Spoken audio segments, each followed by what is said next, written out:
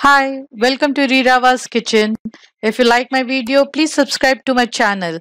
Also click on the bell icon to get notifications whenever we upload a new video.